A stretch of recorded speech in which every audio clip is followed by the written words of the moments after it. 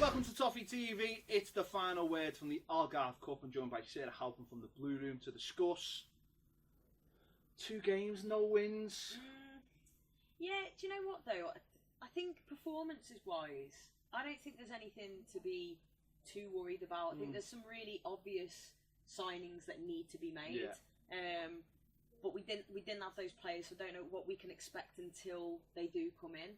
The first game for me, played a load of kids pretty much. Few of them impressed, like nothing too exciting. I think the main positive of that game, as I previously said, was Mo Besic. I think he played an absolute blinder.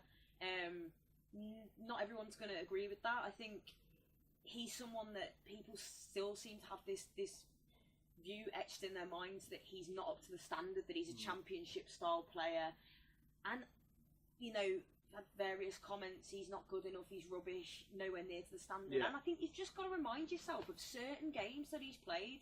I always refer to the City League Cup games, but not just that one. That's just the one that for me stands out. I think for all of us Blues, and he was the best player on the pitch, and he's so classy. He can find the pass. He's got a bit of toughness about him, a bit of grit and determination. For me, it's more a question of whether he can stay fit.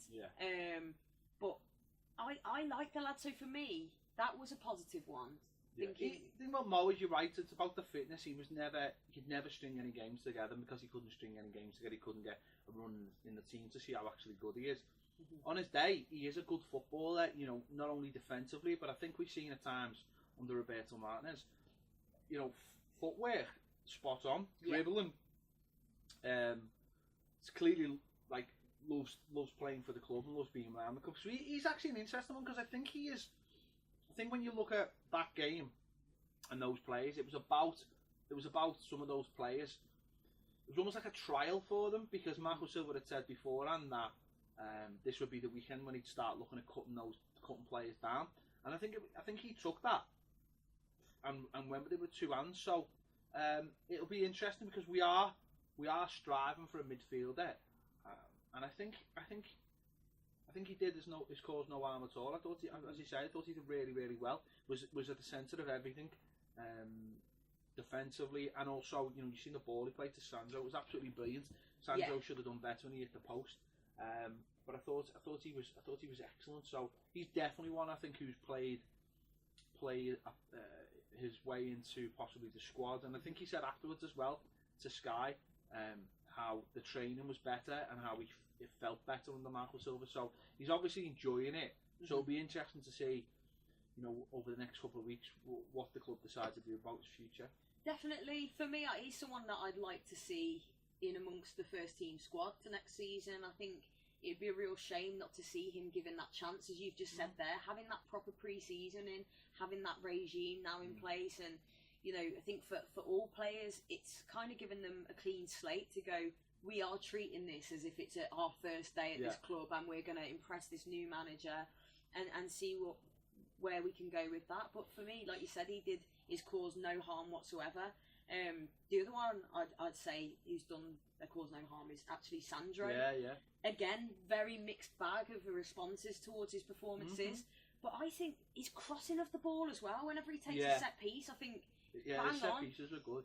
It's just he needs to score, doesn't he? Yeah, that's his problem. I mean, listen, he started all 4.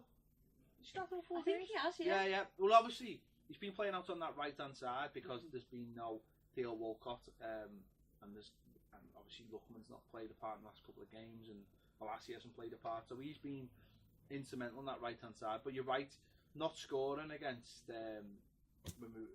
ATV when it's 22-0 really, and then, you know, we've seen him fluff a couple of chances against Berry, and then he's hit the post. So he's been good, and I think, you know, in playing both games as well has been good for him. He looks stronger. I think he looks fitter. I think that's a big part of it, having a pre-season where he didn't have one last season. But I still think I think what he is and what people think he is are 2 different things. I think he is a right-sider or even a left-sider of a 3. He's not a central striker because he's erratic. And if you go back to the goals he scored when he was at Malaga, a lot of them were sort of outside of the box or free kicks, set pieces, as you said, dangerous set pieces. So I think we have to change our idea of what he is. My only worry is that when players are fit, you know, is he going to play ahead of Tosin? No. Is he going to play ahead of Theo Walcott? No. Is he going to play ahead of Nias? I don't think so. No. You know, is he going to play? You know, for me, he still finds himself down the pecking order, and I think that's the worry. Yeah. Would he go? You know, he went on loan last season. His wages are probably going to stop any half decent team in Spain looking at him. So absolutely, if they decide, it's up to him to keep fighting if he wants to, if he really wants it. I don't think he really wanted it last season. So it'll be interesting to see over the next couple of weeks again. Does he really want it? Definitely. I think you've hit the nail on the head with what you've just said then about is a case of how much does he want it? Because fair play to the lad. I think he was kind of pushing for the move to Spain. Yeah. That hasn't gone ahead for him. So he's making the best of the situation he's in. And he's really thrown himself into the training, into the games. As you said, he's had more minutes than anyone, I think, in this pre-season. So he's got to be feeling that Marco Silva's got some kind of faith in him, or maybe it is that he's just really trying to figure him out before he makes that final decision on whether he stays or goes. But for me, that pecking order you said, I tend to agree. I think maybe Umar. I don't know. I think you probably would. I don't think Silva sees him as a central striker. But that's it, and I think that's correct as well. I don't think he is. You're going to be someone that's going to come in instead of a Cenk Tosun or instead of a Umar Nias kind of thing. But you know, in terms of, I know we've not got Europe next season, but we've got cup competitions and stuff. Could be a good player to use in those kind of games, in cup games and cup competitions. He's certainly not somebody that I would be upset to see in the first team squad. You know, but on the other hand, I don't know if I'd be that upset if he left either. That's where he sort of falls in between, you know, on two sides. So I think, I mean, he's young, he's got youth on his side. I think maybe what happened last season with him was because he came in so late after playing in the under-21 Euro under-21. Maybe they didn't figure out what he was. Yeah. But you know, you would think Koeman and Walsh haven't watched him. Haven't gone out to Spain and watched him, would know what he was. But I don't know whether they had enough time on the training ground to figure that out.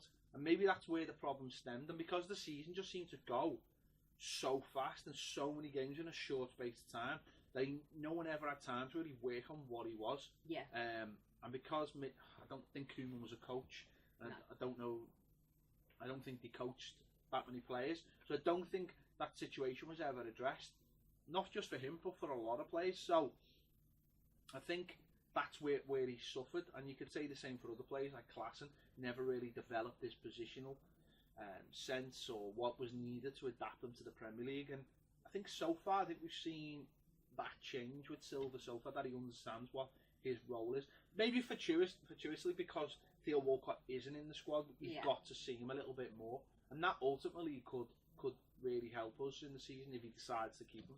Yeah, this is it. It's all practice, and he's getting the minutes in there. He's getting experience playing with the rest of the team, so it's going to be doing the lad the world of good, I'd presume, confidence-wise. You just said there about Koeman as well, and you know, I don't think the man had any kind of managerial skills about him whatsoever. So for these young players, you spoke about his age there, he's 21 now, and you think for a kid really of that age, I mean, he doesn't look 21, 22. He really doesn't. I mean, he looks like he should be on the doors in town. He's got that kind of got that kind of physical side to him, which I'd like to see a little bit more of, because once he gets bumped, he normally just goes down.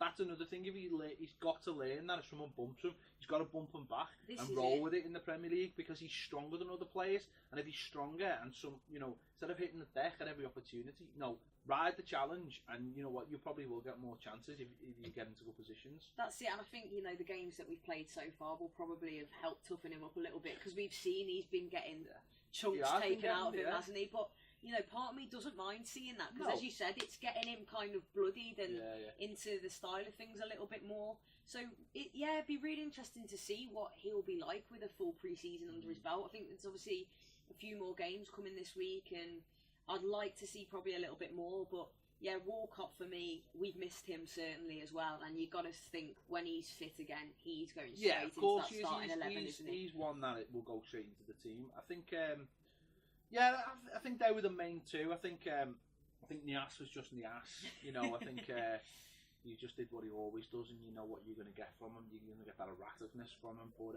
it was just disappointing that the likes of Klaassen had his goal disallowed, and Sandro hit the post, because I think that would have represented, you know, that little bit of extra that they both just need to settle down. I'll be honest, I was disappointed with Klaassen. I watch him, and I've given the lad every chance, but I just don't think that his skill set adapts to this Everton side. I just don't think it does. I think maybe where he wants to play, we've got better players, and where they're trying to play him, he doesn't really fit. Yeah. And I think he needs a team almost built around him.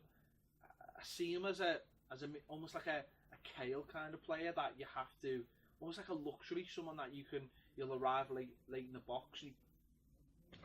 I just can't see it work, and I really can't. And it's just sometimes that just happens. Yeah, and it's a shame, isn't it? I think when we brought him in last summer, we were all excited. Ajax captain, you know, and he's chosen to come to Everton and thinking he's going to be a bit of a star player for us, and it's just not gone that way at all. And we've all been kind of rooting for him, haven't we, as a fan base, thinking we'd love this lad to come good, because the way he's kind of been treated, and he's still showing that grit and determination to crack on. But yeah, largely anonymous in all of his play, and when he does, he was very unfortunate, because that goal should have stood that he scored. But even that's just one of those, isn't it? That's it. But then there's other opportunities he has, and he always seems to fluff it.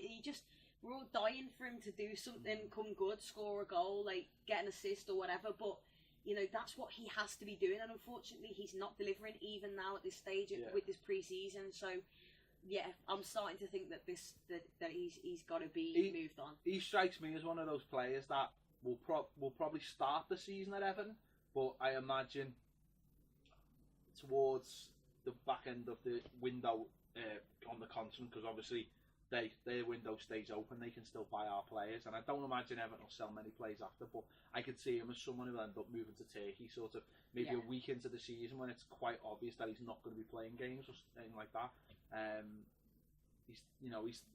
It's clear that he's not seen as, it doesn't look like he's seen as one of the people even fighting for those places, because he just hasn't got, I don't think he's got that intensity that Marco Silva's looking for in his midfield, because obviously we've set up, you can see the way he wants to set up now. You know, it's a high press with the full backs getting forward, and the midfield have to really be on it. Yeah. And he just seems to stroll about at his own pace, and I think he does want to get involved. I just don't think he's got that change of gear. Yeah.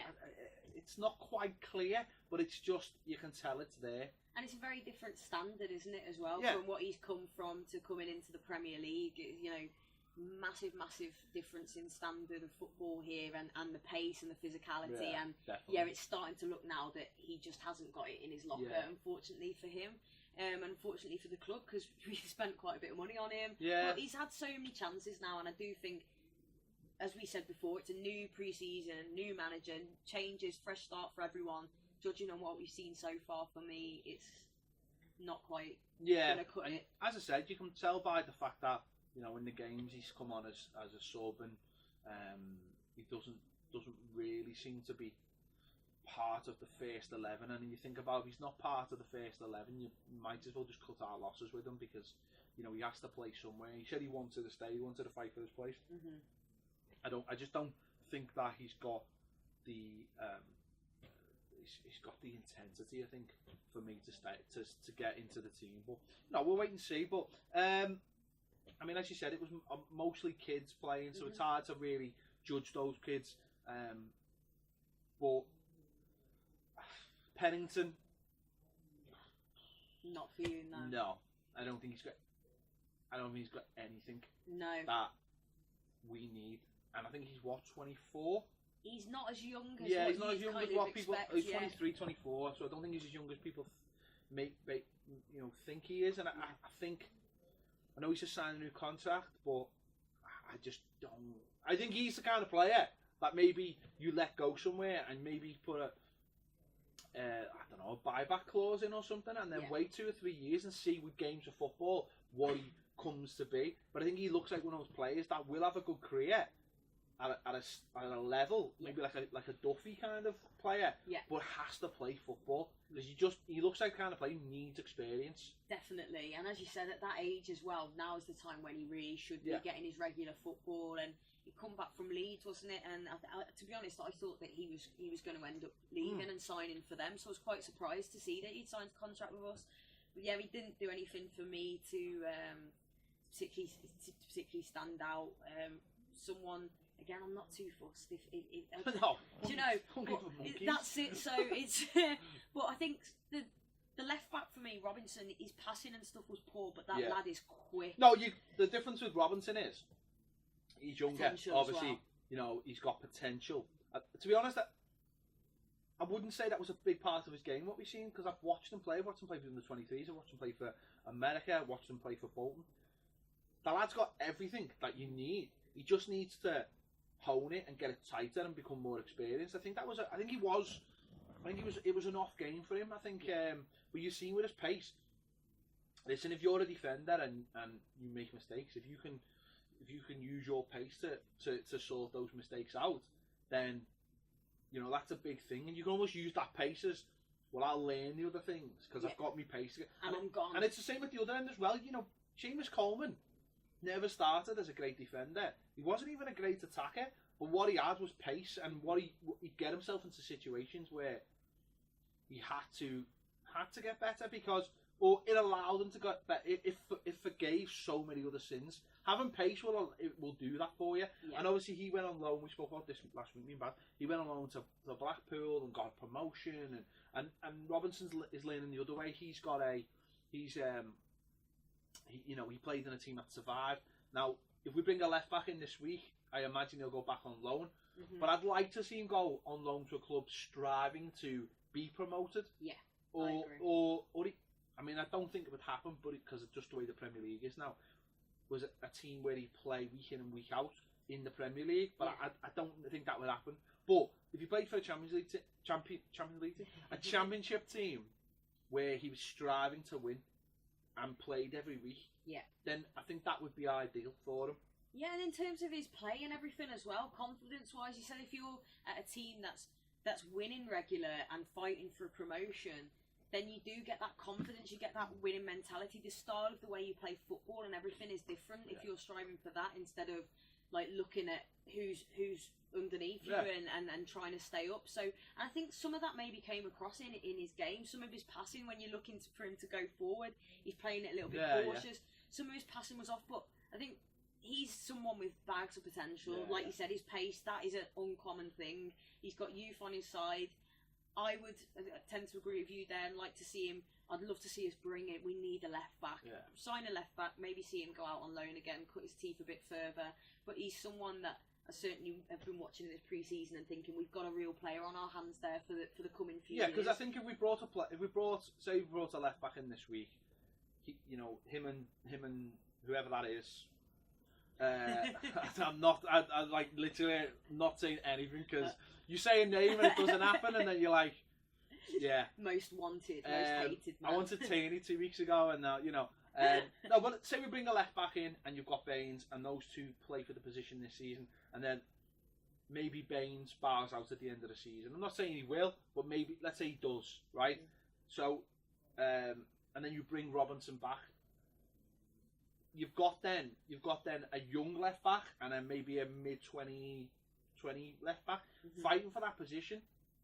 I think that's a perfect scenario. Yeah. Rather than a 19-year-old and a 33-year-old, which are just poles apart. Completely. You've got to have players who are not to have a good squad in football. If you've got two players fighting for a position, of course you want experience in the team. But if you've got a player hitting his peak and then a younger player, that's ideal for me. That's okay. It's not quite the same, but Seamus is obviously younger than Baines, and you've got John Joe Kenny. I think that's just where you want it. Yeah, that's just how you want it. John Joe again he played on Saturday. He's not anywhere near the final product. Yeah. But he can look at Seamus now in his peak and say, they're the things I want. Whereas if I was Robinson and I was looking at Baines, you're not looking at Baines at his best. Yeah, you look at Baines 2, 3, 4 years past his best. So although in training you'll be able to pass on all that experience, he's not necessarily, you're not watching him deliver. You're not watching him deliver. Whereas for John Joe, he's watching Seamus and he's going, that's what I need to do. That's where I need. Those are the runs I need to make if I get an opportunity in this team. So that I think be the perfect scenario, because I think Robinson's.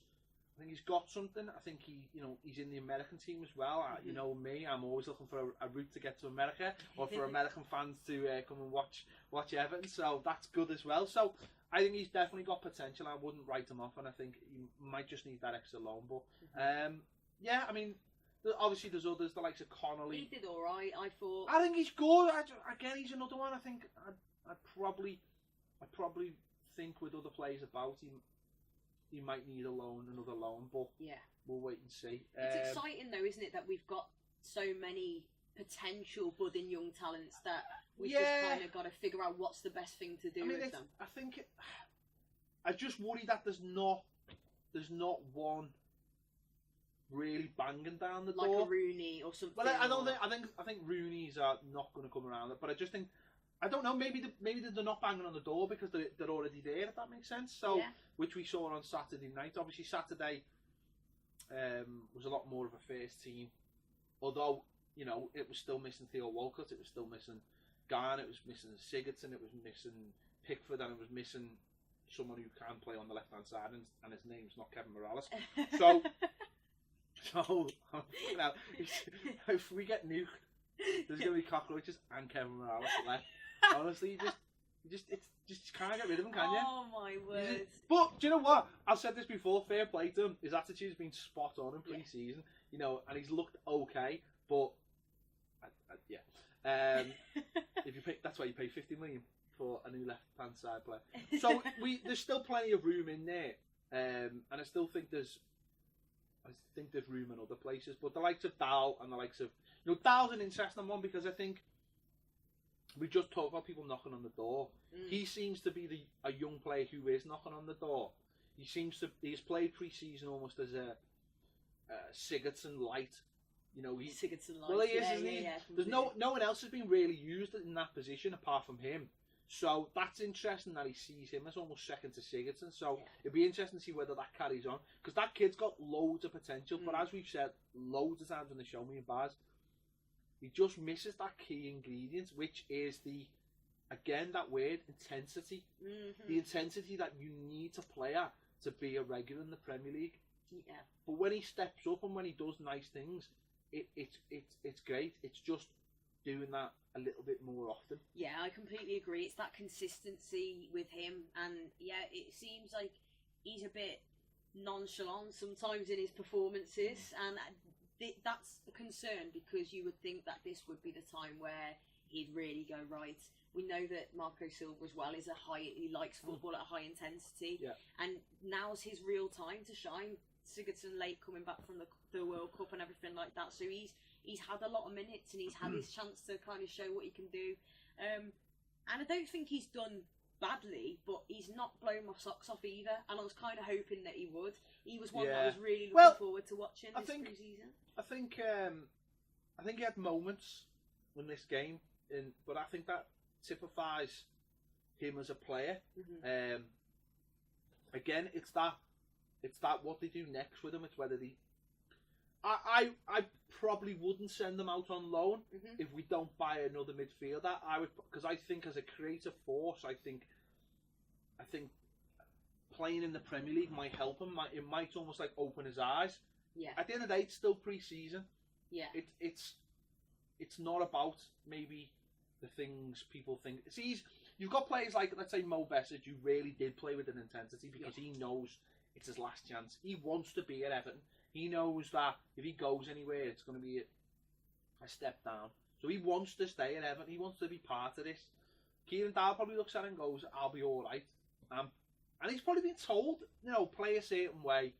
We want to see this from you, we want to see that from you. Don't be legging around all over the pitch. Just play your role. So it'll be interesting to see if he stays at Everton, doesn't go on loan, what he'd be like dropped into a Premier League setting where suddenly, wow, it's 100 miles an hour. I've got to step up. I've got to do these things. I think at Forest last season, I think there were times in the season where he was well on it, and then there was other times where he dropped off, and that's a young player for you. I think.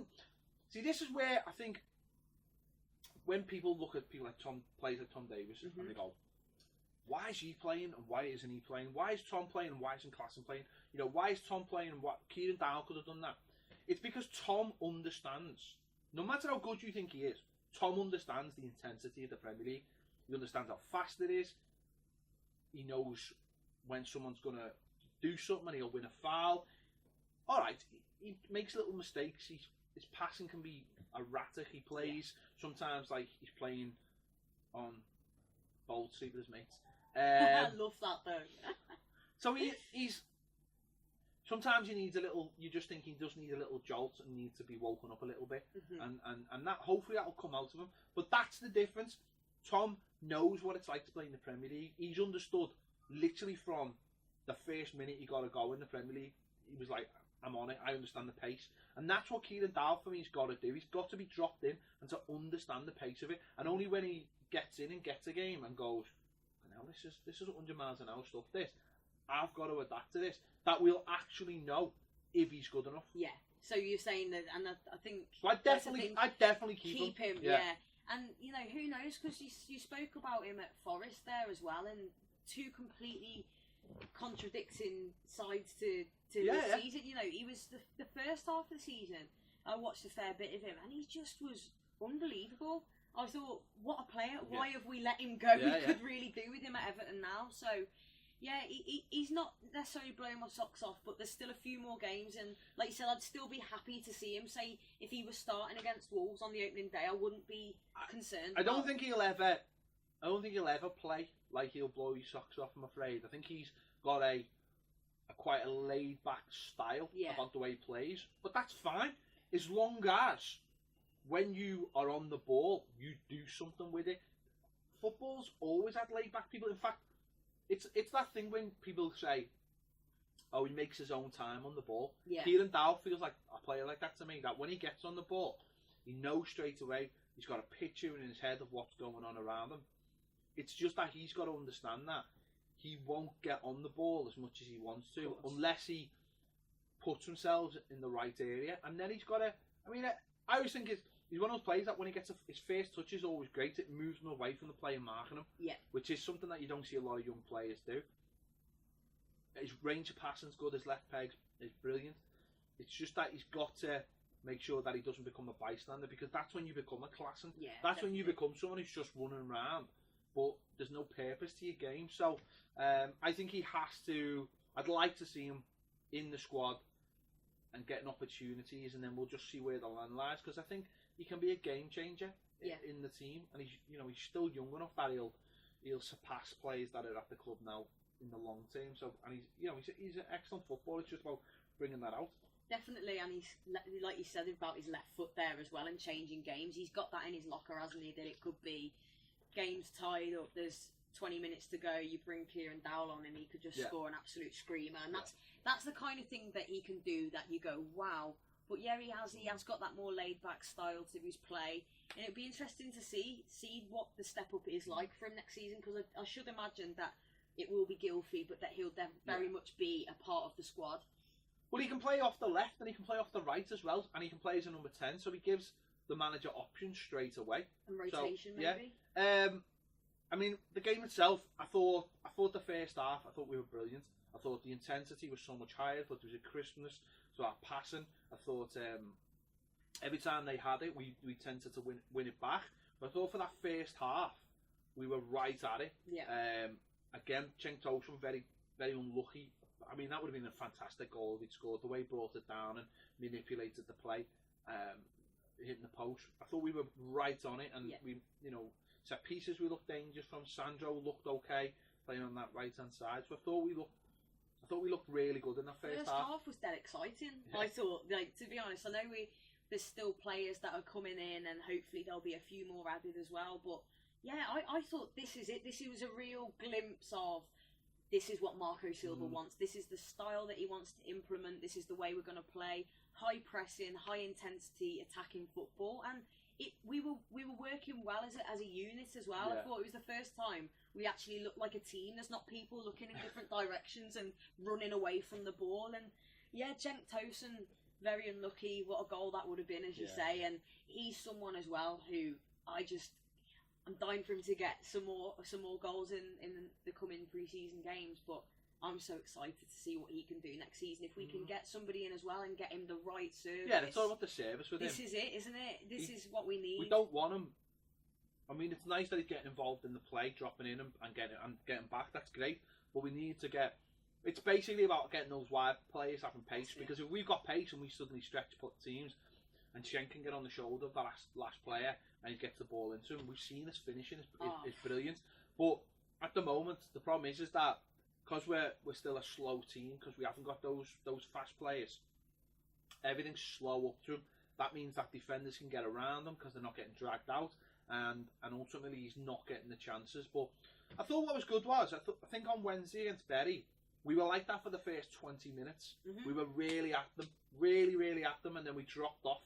In this game, it was for the first 45 minutes. Whole half, yeah. And then after the break, the pace just dropped a little bit, and they had a couple of chances, but it was that one chance that they had, and obviously they scored from it. And I mean, defensively, I still think we need to massively improve, and that's where obviously a left back comes in. Keane and Jags are worrying. They worry me. Keane particularly just frightens the life out of me whenever he plays. Went down to watch him play Bury earlier in the week and last week, and I just thought this is Bury, and he just looked lost. He didn't want the ball. There was a time where he had the ball at the back, and you've got Jags there, and there's the forward running towards him, and he's like, just pass it to Jags. Just pass it. He's frightened to death. Yeah, but that then spreads throughout the whole side. You can see it, and I mean, I just love to see Jordan Pickford laying into him next season, but I'd prefer not to actually, because I prefer to see a different pairing. And for me, I don't want to see him starting for Everton, mate. I'm starting to think he's. I think the problem is that with Jags next to him, Jags being of an age now. I say that, and he's obviously younger than me. He's of an age now where he's coming to the end, and I suppose Jags wants someone next to him that is going to do that running for him, and probably Jags is probably like, this fella can't do the running for me. You want a Hol, but you almost want it like a Holgate in there who's got the pace, who might have a mistake in him, but he's got the pace to get him out of trouble. And Jags can almost go, well, this is what you need to do. And then Keane probably looks and goes, well, I need someone next to me who can offer a little bit more than, and that's the problem, I think, because Keane will never be a leader. I've said this so many times. As a defensive unit, you need an alpha. You always need an alpha. You need someone who's going to tell the other defenders to step up and move and all the rest of it. And I think that's what Jags is, but because of his age. Yeah. So we need to go and buy an alpha. Yeah, we really do. Someone with a bit of pace, and someone who will organise the back line. Sometimes you don't always get that pair together. Sometimes you get your alpha who's like Jags, and then you have a Distan who's got the pace, and they complement each other so well. But we need to, because I look at our 4 centre backs, and I'm pretty much terrified by a little bit of everything. Yeah. You know what I mean? Like Ashley Williams just terrifies me. Yeah. Keane, that goal typified what he's like. Yeah. And there was another one where early on in the game when they played the ball, first half they played the ball from the left into the box, and the lad ghosted in and just got a little touch on it, and Stekelenburg got it, but Keane didn't know the lad was in the same postcode as him. This is the thing, you're constantly watching his game and you're thinking, where is he looking here? What is he doing? He's a centre-back, he's a professional Premier League footballer. How doesn't he know how to do the basics of defending? And this isn't just a one-off, this seems to happen every single game that he plays. Every game I've seen Keane play in the past sort of 6 months or however long it's been, there's been so many head-in-my-hands moments, and that is not what you need from your centre-backs. I don't think he smells danger. No, he doesn't. I don't know if he's, again, it's another one who's, if it's a combination of him maybe being a little bit too laid back with stuff as well. Confidence issues. He's visibly a very, very nervous human being and footballer.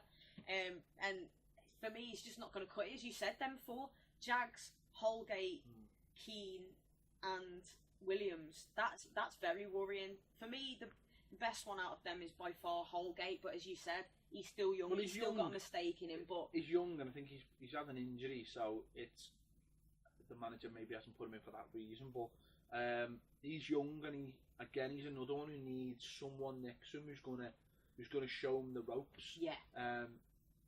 Because at the moment you're looking at him, you're thinking Jags has got to start in the first game of the Premier League, and you think, yeah, that's not the position we want to be. Because the simple fact is, if Everton want to play the style they want to play, they need pace at the back, they need to push up, they need to we can't play a high line the way it is. If we don't play a high line, then the midfield is going to drop, and if the midfield has to drop, how do you press? You can't press like that. So, you know, that needs to be rectified, and I'm sure it will. But then on the flip side of that, you know, in the 3 games we've seen this week, you know what? Okay, we've hit the post 47 times. I don't know what that it was is, just Umar. but we're not scoring enough goals either. We need, we're not even scoring enough goals. I don't think we're creating enough chances at the moment. So I mean, that all comes from the style of play, and that'll always be developed. Yeah. But I think, but listen, that was the second half. That was when the energy was starting to be sapped. They made a lot of changes as well. Our players were getting pushed for 70, 75 minutes, which is more than any of them have played. So there's always going to be that drop off, and there was second half, and you can see it. So I'm just glad that they've added an extra pre-season game. They've added the game against Rennes next week. I think that's really important. Again, we'll play Thursday, Saturday. I think that's really important. Definitely. And then we'll have a week play Valencia, and then have another week, and hopefully we can get players in because we're desperate for them. But I just thought for that 45 minutes against Porto and being the first team, I just thought the shape. I think everyone watching was very positive at half time. What they'd seen, absolutely. They were at the end of the game. Okay, maybe people were. You've been beaten and you start to see the doom and gloom. But I think for that 45 minutes, I think there was definitely a progression and just a bit more added on. I loved watching that first half. I really enjoyed watching that first half. Yeah. As I said, I thought we played some really nice football, and more than anything, as we've both said, it is about exactly that, showing that we've got that style, and this is the model, and you can see that brand and that silver influence. It's just now a matter of we're still in the same boat where we need to ship off the dead wood and sign some players. But I know it's frustrating, after the World Cup, it's very frustrating, and my nails are shorter than they've been at the moment for a while. I've been nervous. But I do have faith that the board and the manager will bring players in, and I think once that they do, we all start to feel a lot better. If they bring in like 2 or 3 before the beginning of the season, and we've got Walcott back, and we get Sigurdsson back, and we get Garner back, Pickford as well, then suddenly the team looks it looks a lot different. And hopefully that'll start this week. On Thursday we'll start to see Sigurdsson and Garner, and hopefully Walcott as well, because. Yeah, I don't like the fact that he's injured. I don't like the fact that he's missing pre-season. Whether he's missing actual training or whether he's missing just games. I don't like the fact that he's missing games, because he's such a big, important player to the way we play, and I think the way we play under Marco Silva, that you want him in the side as well. And then obviously on that left hand side, whether it be a new player, whether it be Lookman, I don't know, but I imagine that left hand side won't be Kevin Morales. So you've got half your team there still to come back. Yeah. So it's all this doom and gloom. It's not doom and gloom. I actually think once the signings come in and a few more go, I think everyone starts to feel a lot more positive. Yeah. Good times ahead. Yeah. I've been saying that for, I don't even know why I'm looking at my watch. It's not like some kind of time machine. I've got a countdown on my watch saying the last time you had good times at Everton was no. It's not that good a watch. Yeah. Anyway, let us know your thoughts in the comments on the 2 games over the weekend, the Algarve Cup. Big thanks to Sarah for coming in and doing her instant reaction on Friday night as well for the game. So yeah, let us know your thoughts in the comments, and we'll see you later on Toffee TV.